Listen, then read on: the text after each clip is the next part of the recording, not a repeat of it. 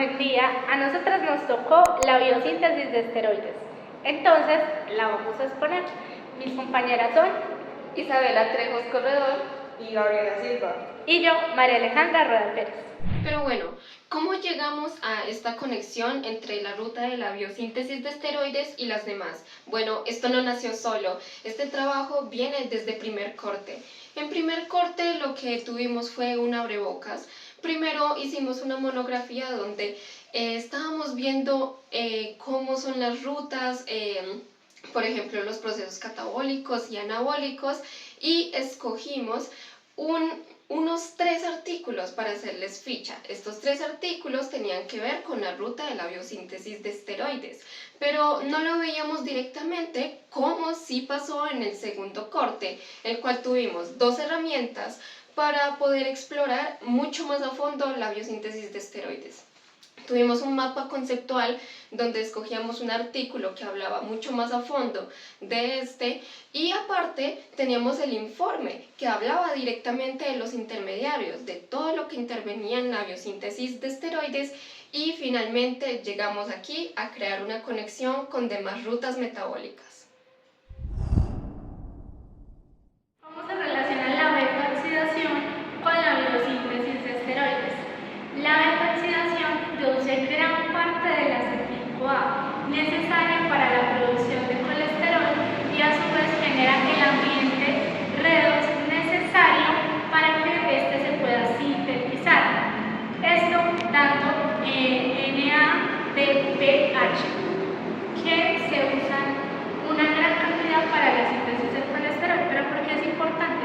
Sin el colesterol el cuerpo no podría producir ninguna hormona esteroidea. Entonces vamos a ver cómo sucede esto. Primero tenemos el acetil-CoA que produce la beta-oxidación, pero este queda en la mitocondria. Pero la producción de colesterol se da en el citoplasma y este acetil-CoA no puede entrar directamente al citoplasma.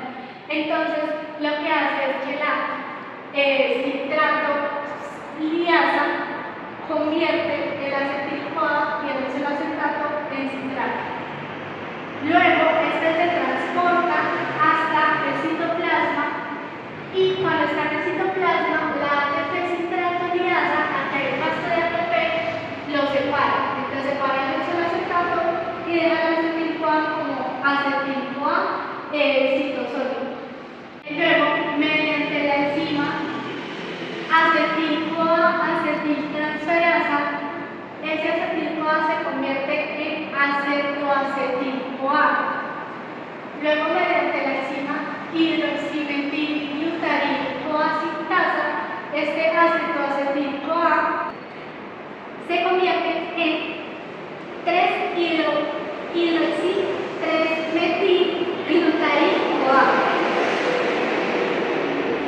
Aquí se generan 2 gastos de NADPH y mediante la enzima hidroximetilglutarid-CoA reductasa se genera el mevalonato. Aquí empieza la vía del mevalonato. Entonces, mediante la mevalonato quinasa y con el gasto de ATP se genera la mevalonato 5-fosfato. Luego, mediante la enzima fosfato mevalonato quinasa y por otro gasto de ATP se genera la mevalonato 5-pirofosfato mediante la enzima bifosfomevalonato descarboxilasa se produce la isopentenilpirofosfato. Luego, mediante la enzima isopentenilfosfato isomerasa se produce la dimetilanilpirofosfato. De aquí se produce el genanilpirofosfato mediante la enzima dimetilaniltransferasa. Luego, mediante la enzima genaniltransferasa se produce el farnesilpirofosfato. Luego, mediante la enzima farnesiltransferasa se produce el escualeno. Entonces, en el escualeno, luego mediante la enzima escualeno monooxigenasa se produce el escualeno 2,3 epuxidil y mediante la enzima de la sintasa se produce el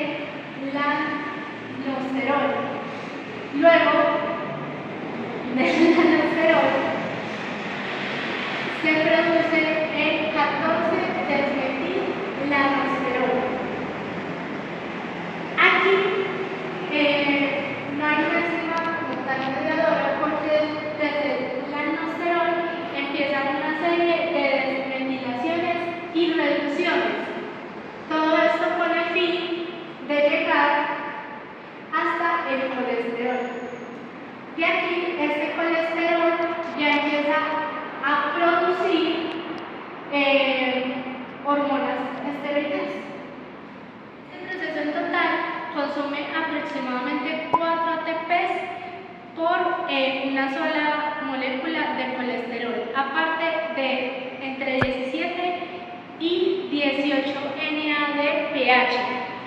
Pero el colesterol es súper importante porque es el precursor de todas las hormonas esteroideas, de la vitamina D y de los ácidos biliares. Sin este no sería posible hacer esteroides viables para la célula. Conexión de la ruta de biosíntesis de esteroides, tenemos al ciclo de Lauria y al ciclo de Krebs, en el cual el ciclo de Lauria se inicia por L-arginina, que por la enzima arginina succinato liasa produce el fumarato. Este fumarato sale de la urea y entra al ciclo de Krebs, en el cual el fumarato por la enzima fumarasa se convierte, produce el malato.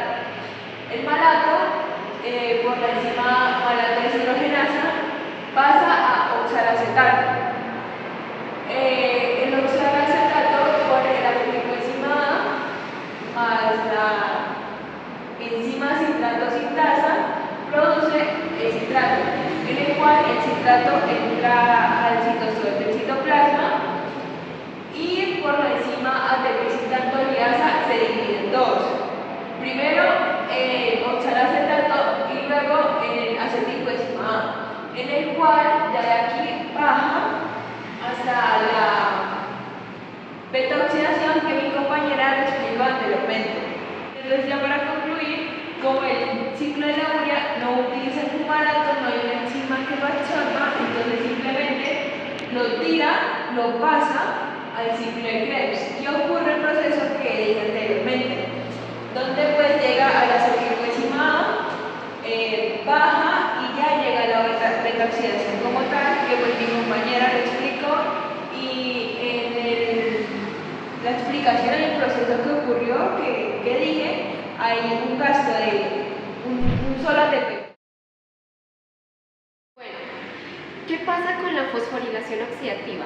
La fosforilación oxidativa es una de las partes más importantes en cualquier ruta metabólica, ya que esta le da la energía necesaria para poder hacer sus procesos. Esto incluye vía del mevalonato y por lo tanto la biosíntesis de esteroides, pero es de una manera más indirecta. Por ejemplo, aquí en el mapa la tenemos de una manera más sintetizada. Lo que pasa es que no nos muestra cómo se genera este ATP. Yo les voy a decir cómo se genera este ATP y de forma resumida tenemos varios complejos. En el complejo 1, que es el NADH deshidrogenasa, este lo que hace es oxidar el NADH a NAD+. Esto todo es un transporte de electrones para que por fin tengamos el apreciado ATP. Este complejo, en el segundo tenemos la succinato deshidrogenasa. La succinato deshidrogenasa lo que hace es que oxida el succinato para formar fumarato. También es importante decir que esta lo que hace es que convierte el AQ a QH2. ¿Esto por qué? Porque necesitamos un transportador de electrones del complejo 1 y 2 para el complejo 3. Sigamos con el complejo 3, que es el BC1. El BC1 vuelve a oxidar para darnos otra vez Q, porque necesitamos otra vez transporte de electrones, pero esta vez del complejo 3 al 4. Esto se le da al citocromo C, que es el transportador de electrones. Tenemos el complejo 4, que es una oxidación para formar agua. Esto es a través de la citocromo C oxidasa. Y por último, toda esta corriente de electrones que acabamos de ver, necesitamos que vuelva a la matriz mitocondrial, o sea, ciclo de Krebs, y por lo tanto siga ruta del mevalonato, y esto es gracias a la ATP sintasa. Por último, para finalizar, les voy a decir qué tanto ATP se produce, porque la verdad es muchísimo. Por cada NADH se producen 2,5 de ATP y por cada FADH se producen 1,5 de ATP, lo que nos da un total de 28 ATPs con la fosforilación oxidativa. Esto finalmente va para ciclo de Krebs, para vía del mevalonato y hace que muchas reacciones se puedan producir y entre esas la biosíntesis de esteroides, la cual necesita de todo lo que les acabo de decir.